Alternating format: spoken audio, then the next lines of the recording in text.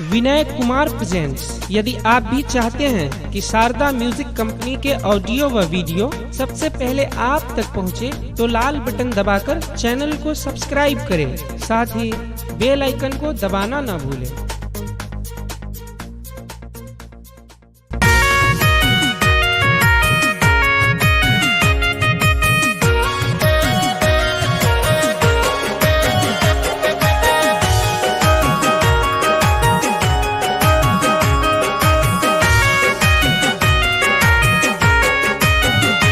बेटी जात बड़ी ससुराल, पापा लेते रही हर घड़ी हाल।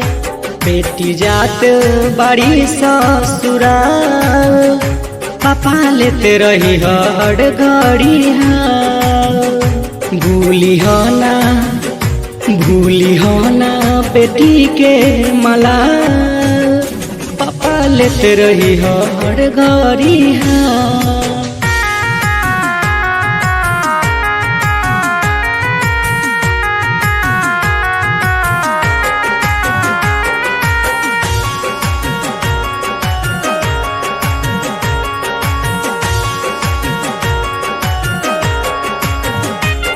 मम्मी गोदी में खेलवली, पापा झुलुहा झूलवले।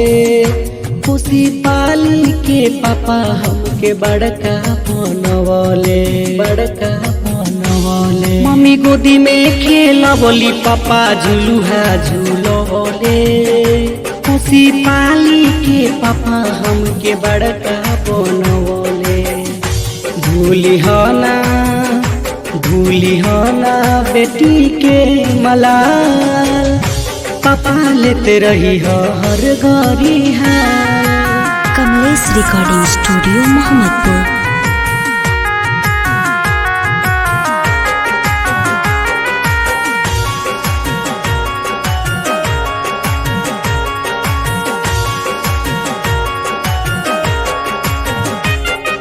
ससुरा में मम्मी तोहर याद जब आई, झिलमिली अखिया में लोड़ भरी जाई।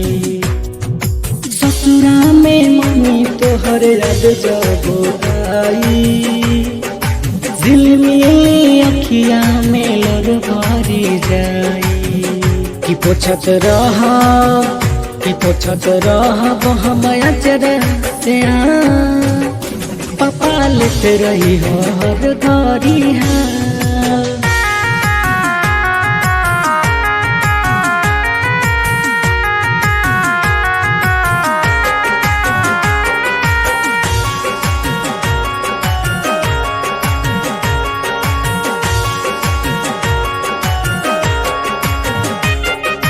काका सिकंदर राज भूल नहीं जई हा।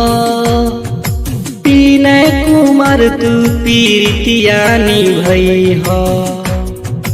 काका सिकंदर राज भूल नहीं जई हो। विनय कुमार तू पीरितिया निभई हो।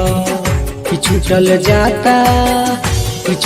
जाता तो हर घर द्वार, पापा लेते रही हर घड़ी हाल। कि बेटी जात बड़ी ससुराल, पापा लेते रही हर घड़ी हाल।